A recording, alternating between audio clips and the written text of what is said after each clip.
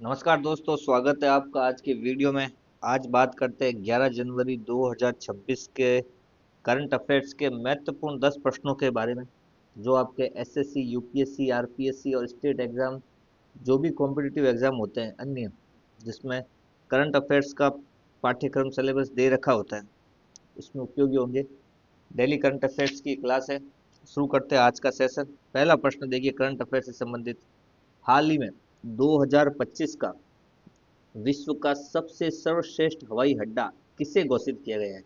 विश्व का सबसे सर्वश्रेष्ठ हवाई अड्डा किसे घोषित किया गया है 2025 का?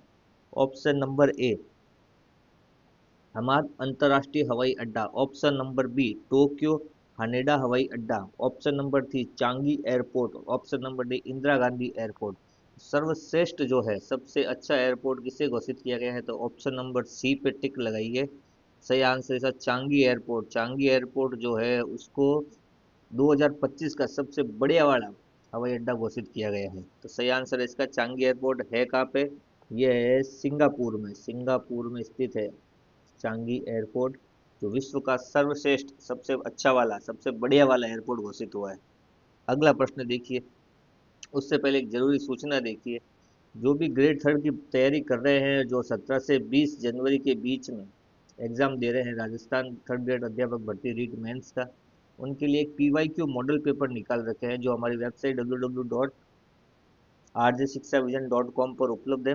वहाँ नाम मात्र के शुल्क में, वहाँ इतिहास, भूगोल, कला, संस्कृति, शैक्षिक परिदृश्य, शिक्षा, मनोविज्ञान, इन सब के जो है पिछली भर्ती में जो भी पीवाईक्यू आए हैं, वो सभी पीवाईक्यू टॉपिक वाइज और सब्जेक्ट वाइज अलग अलग करके बनाए हुए हैं, जो आपको अंतिम समय में रिवीजन के लिए बेहतर रहेंगे। और प्रश्न भी पुरानी भर्तियों से रिपीट होते हैं, तो एक बार सभी प्रश्न अपने वापस पढ़ने में आ जाएंगे, अच्छा रिवीजन हो जाएगा। राजस्थान जीके के लगभग 400 प्लस पीवाईक्यू हैं, और इन पांचों सब्जेक्ट के मिला ले तो 600 प्लस पीवाईक्यू है। तो अगर अच्छी तरह इनका रिवीजन हो जाएगा तो आपके लिए अच्छा रहेगा। तो लेना हो जिसको भी, तो 17 तारीख से पहले पहले एक बार परचेज करें, और 2 से 3 बार इन प्रश्नों को जरूर पढ़ें। प्रश्न हमेशा रिपीट होते हैं पुराने वालों में से। और कीमत की बात करें तो सिंगल सिंगल सब्जेक्ट लोगे तो 11 रुपये इन सब के, और राजस्थान कंप्लीट अगर एक साथ लोगे तो 21 रुपये है, और ये पांचों सब्जेक्ट एक साथ लोगे तो 31 रुपये है मात्र। पीडीएफ प्रिंट आउट भी निकाल सकते हैं, आप निकाल के पढ़ सकते हैं इनको। आपके मोबाइल या लैपटॉप में सेव हो जाएगी, उसके बाद प्रिंट आउट निकाल के आप पढ़ सकते हैं। तो परचेज करें, रिवीजन इससे आपका बेहतर होगा। अगला प्रश्न देखिए, दूसरा। हाल ही में किस देश ने यूरो मुद्रा को अपनाया है? हाल ही में किस देश ने यूरो मुद्रा को अपनाया? इन निम्न में से। Option number A, Bulgaria. Option B, Austria. Option C, Germany. Option D, Malta. Euro जो मुद्रा है उसको अपनाने वाला देश बना है नया, कौन बना है? ऑप्शन नंबर ए पे टिक लगाओ, बुल्गारिया। बुल्गारिया जो है अभी नया देश बना है, जिसने 1 जनवरी से यूरो मुद्रा को अपनाया है। यूरो जोन इनको कहा जाता है। जो देश जो है यूरो मुद्रा को अपनाते हैं, यूरो मुद्रा को अपनाते हैं, जहाँ यूरो मुद्रा चलती है, वो दोस्त यूरो जोन के अंतर्गत आते हैं। Euro zone, euro zone, euro zone. Euro zone एक शब्द आया है जिसका मतलब हुआ वह देश जो यूरो मुद्रा को अपनाते हैं, या यूरो मुद्रा जिनके देश में चलती है, राष्ट्रीय मुद्रा होती है, वो देश यूरो जोन के अंतर्गत आते हैं। और 21वां देश बना है ये, तो इसने यूरो मुद्रा को अपनाया है अपनी राष्ट्रीय मुद्रा के रूप में। 21वां देश बुल्गारिया। 20 देश पहले थे, 21वां बुल्गारिया बना है, जहाँ पे यूरो मुद्रा चलेगी अब 2026 1 जनवरी से। 1 जनवरी से इसने इसकी शुरुआत की है। 21वां देश बना है, यूरो जोन के अंतर्गत आ गया बुल्गारिया भी। अगला प्रश्न देखिए। युवा भारतीय खिलाड़ी है तन्वी शर्मा। यह है जी तन्वी शर्मा। इनका संबंध किस खेल से है? शर्मा का जो संबंध है किस खेल से है? ऑप्शन ए, तैराकी। Option B, badminton. Option C, basketball. Option D, hockey. तो तन्वी शर्मा का संबंध किससे है? टिक लगाओ ऑप्शन बी पर। सही आंसर है इसका बी, बैडमिंटन से संबंधित है तन्वी शर्मा। 16 वर्षीय बैडमिंटन खिलाड़ी है, हाल ही में भी चर्चा में रही है, और निवासी है पंजाब। पंजाब निवासी है। पंजाब निवासी। पंजाब में भी अगर पूछ ले तो होशियारपुर। होशियारपुर, होशियारपुर की रहने वाली है तन्वी शर्मा। बैडमिंटन खिलाड़ी है 16 वर्ष से, जो अभी चर्चा में रही। अगला प्रश्न देखिए, चौथा प्रश्न। हाल ही में एश्योर्ड पेंशन स्कीम किस राज्य सरकार ने लागू की है? Pension scheme, assured pension scheme किस राज्य सरकार ने लागू की है? ऑप्शन नंबर ए राजस्थान सरकार, ऑप्शन नंबर बी कर्नाटक सरकार, ऑप्शन नंबर सी तमिलनाडु सरकार, ऑप्शन नंबर डी झारखंड सरकार। सही आंसर इसका, इसका जो सही आंसर है ऑप्शन नंबर सी, तमिलनाडु सरकार ने जो है हाल ही में जो है एश्योर्ड पेंशन स्कीम लागू की है। इसमें क्या होगा, रिटायरमेंट के बाद जो आपको आखिरी जो सैलरी मिलेगी ना, जब आप रिटायर हो रहे होंगे, तो उससे पहले जो आपकी आखिरी सैलरी जो रही होगी, उस लास्ट सैलरी का 50% आपको क्या मिलेगा, पेंशन के रूप में मिलेगा। लास्ट जो सैलरी बनेगी आपकी, लास्ट सैलरी का 50% आपको क्या मिलेगा, पेंशन के रूप में मिलेगा। वहां से आपकी पेंशन क्या होगी, शुरू होगी। पेंशन वहां से आपकी शुरू होगी, लास्ट सैलरी का 50% पेंशन के रूप में मिलेगा। और हर 6 महीने में जो डीए वगैरह लगते हैं, हर 6 महीने में डीए जो लगता है, वो कर्मचारियों की तरह लगता रहेगा। और पेंशनर की अगर डेथ हो जाएगी, मृत्यु हो जाएगी, तो उसके बाद जो उसका नॉमिनी होगा, उसको 60% पेंशन मिलेगी। तो कुछ महत्वपूर्ण बातें थी। लास्ट सैलरी का 50% मिलेगा पेंशन के रूप में। हर 6 महीने में जो डीए लगता है वो जुड़ेगा, हर बार जितना जुड़ता है कार्मिकों के साथ, कर्मचारियों के जैसे के जैसे। उसके अलावा जो पेंशन भोगी है, उसकी अगर डेथ हो जाएगी, तो उसकी नॉमिनी जो होगी, उसको 60% पेंशन मिलेगी। ये अभी योजना पेंशन वाली लागू की है तमिलनाडु सरकार ने। अगला प्रश्न देखिए, पांचवा प्रश्न। हाल ही में चर्चा में रही है लहरी बाई, लहरी बाई, लहरी बाई का संबंध किस राज्य से है? हाल ही में ये जो है लहरी बाई चर्चा में रही है, इनका संबंध किस राज्य से है? Option A Rajasthan, option B Bihar, option C Paschim Bangal, option D Madhya Pradesh. तो लहरी बाई का संबंध किससे है? ऑप्शन नंबर डी पे निशान लगाओ, मध्य प्रदेश से इसका संबंध है। लहरी बाई जो है मध्य प्रदेश से संबंधित है। और इन्हें क्या कहा जाता है, मिलेट क्वीन कहा जाता है। क्या कहता है, मिलेट क्वीन, मिलेट क्वीन के नाम से भी जानी जाती है लहरी बाई। किया क्या इन्होंने, इन्होंने क्या किया, 150 प्लस 150 प्लस जो विलुप्त अनाज है, उनका बीज बैंक बना के ये चला रही है। 150 प्लस जो अनाज है, विलुप्त अनाज, कौन से अनाज विलुप्त, जो समाप्ति पर आ चुके हैं, उन अनाजों को इकट्ठा कर किया हुआ है, उनका बीज बैंक बना के ये चला रही है, बीज बैंक चला रही है, बीज bank. Lahari Bai, millet queen भी कहा जाता है इसका, इनको क्या कहा जाता है, मिलेट क्वीन। 150 प्लस विलुप्त अनाजों को इकट्ठा कर रखा है, और उनका क्या चलाती है, बीज बैंक चलाती है। और संबंधित है ये बैगा जो जनजाति होती है, बैगा जनजाति से संबंधित है, बैगा जनजाति की है ये लहरी बाई, जो मिलेट बैंक, मिलेट क्वीन के नाम जाती है, और अनाज बैंक, बीज बैंक चलाती है। ठीक है। और निवासी की बात की जाए तो मध्य प्रदेश की है, मध्य प्रदेश में कुल डिंडोरी की निवासी है। अगला प्रश्न देखिए, छठा प्रश्न। हाल ही में किस देश ने परमाणु हथियार पोसोडाइन टारपीडो का सफल परीक्षण किया है? परमाणु हथियार पोसोडाइन टारपीडो का सफल परीक्षण किया है, कौन है ऐसा देश? अभी देखते हैं। ऑप्शन नंबर ए चीन, option number B America, option number C रूस, ऑप्शन नंबर डी इजराइल। किसने किया ये ऑप्शन नंबर सी पे टिक लगाओ, रशिया।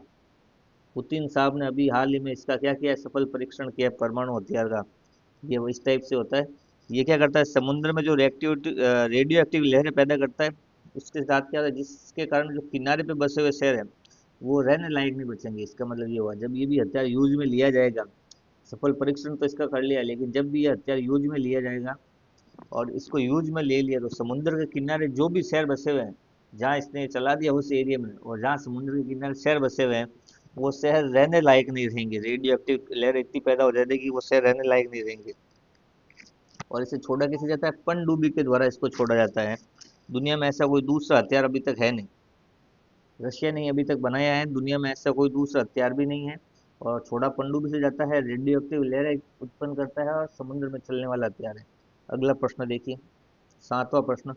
हाल ही में भारत के किस शतरंज खिलाड़ी ने यूरोपियन चेस क्लब कप में व्यक्तिगत स्वर्ण पदक जीता है? यूरोपियन चेस क्लब में व्यक्तिगत स्वर्ण पदक जीता है, ये है भारतीय खिलाड़ी। फोटो से पहचान हो तो, ये भारतीय खिलाड़ी जिन्होंने इस टूर्नामेंट में स्वर्ण पदक जीता है। अब ऑप्शन देखते हैं, अर्जुन एरिगेसी, डी गुकेश, निहाल सरीन और रमेश बाबू। चार ऑप्शन है, सही आंसर इसका ये साहब है डी गुकेश। डी गुकेश जी जो हैं इन्होंने ये स्वर्ण पदक जीता है इस यूरोपियन चेस क्लब कप में व्यक्तिगत रूप से।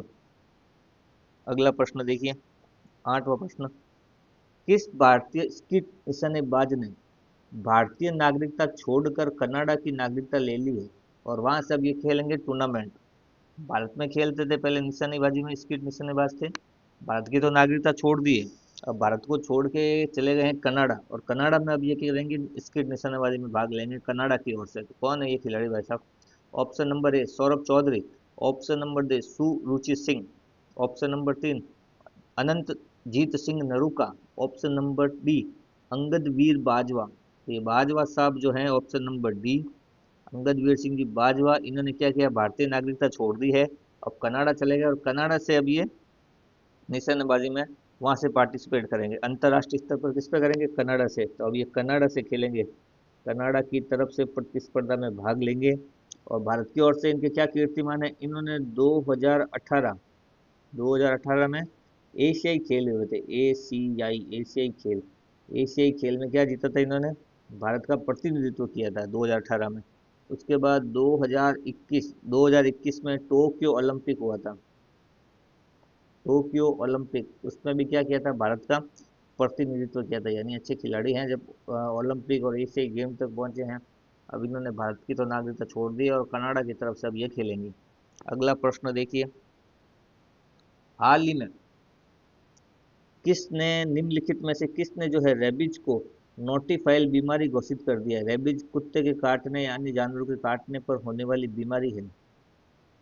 इसमें क्या होता है, मस्तिष्क और रीढ़ की हड्डी प्रभावित होती है। रेबीज जब भी किसी को हो जाता है ना, तो एक तो उसका दिमाग प्रभावित होता है और एक रीढ़ की हड्डी प्रभावित होती है। तो नोटिफाइल बीमारी घोषित किया रेबीज को किसने? ऑप्शन नंबर ए दिल्ली ने, ऑप्शन नंबर बी मुंबई ने, option number C Ujjain, option number D Calcutta.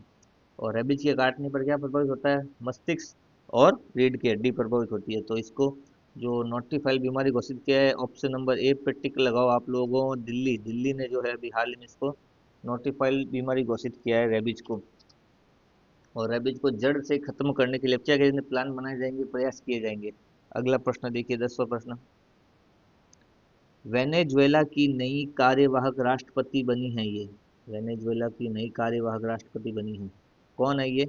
Option number A Julio Borges, option number B Nicolas Maduro, इसको तो उठा कर ले गए अमेरिका वाले, निकोलस मादुरो जो राष्ट्रपति थे इनको उठा कर ले गए, तो ये तो बने नहीं है। Option number C Mario Corina Machado, Mario Corina Machado, इसको भी शांति नोबेल मिला है 2000 में। अभी लास्ट जो मिले हैं शांति नोबेल 2025 में घोषित हुए हैं, उनमें से शांति वाला जो नोबेल है मारियो कोरिना मचाडो को मिला। Option number D Delcy Rodriguez, यही इसका सही आंसर है, डेल्सी, डेल्सी जो है यही सही आंसर है, डेल्सी, डेल्सी, डेल्सी, शॉर्ट नाम याद रख लो तो भी बहुत है, पूरा नहीं रहे तो डेल्सी रोड्रिग्रेज, रोडी रोड्रिग्रेज, इनको क्या मिला है? मिला तो कुछ नहीं है, वेनेजुएला की नई कार्यवाहक राष्ट्रपति बनी है निकोलस मादुरो के यहाँ से जाने के बाद, जिसको अमेरिकी सैनिक उठा के ले गए अपने देश, ये बनी है। वहाँ का जो सुप्रीम कोर्ट है उसके आदेश के बाद ये बनी है। पहले अभी क्या थी, उपराष्ट्रपति थी, ये उपराष्ट्रपति थी, और अब क्या बन गई है, राष्ट्रपति बन गई है निकोलस मादुरो को किडनैप होने के बाद। और वेनेजुएला की राजधानी की बात करें तो कौन सी राजधानी है, काराकस, राजधानी क्या है, काराकस, राजधानी है इसकी काराकस। कुछ इंपॉर्टेंट फैक्ट्स है, राष्ट्रपति निकोलस मादुरो थे ही है, अब ये बन गए कार्यवाहक राष्ट्रपति। ये थे आज के करंट अफेयर से संबंधित कुछ महत्वपूर्ण प्रश्न। और अगले ऐसे ही रोज करंट अफेयर्स के लिए सब्सक्राइब जरूर करें, सब्सक्राइब करें, सपोर्ट करें, सब्सक्राइब जरूर करें चैनल को, करंट अफेयर्स के महत्वपूर्ण प्रश्नों के लिए। और थर्ड ग्रेड के एग्जाम है 17 से 20 के मध्य, जिस किसी को भी पीवाई क्यू पढ़ने हो तो वेबसाइट पर जाएं, वहाँ पे पीवाई क्यू नाम मात्र के शुल्क में अवेलेबल है, परचेज करें और पढ़ें, रिवीजन अच्छे से बेहतर हो जाएगा। मिलते हैं अगले सेशन में नए वीडियो के साथ, धन्यवाद।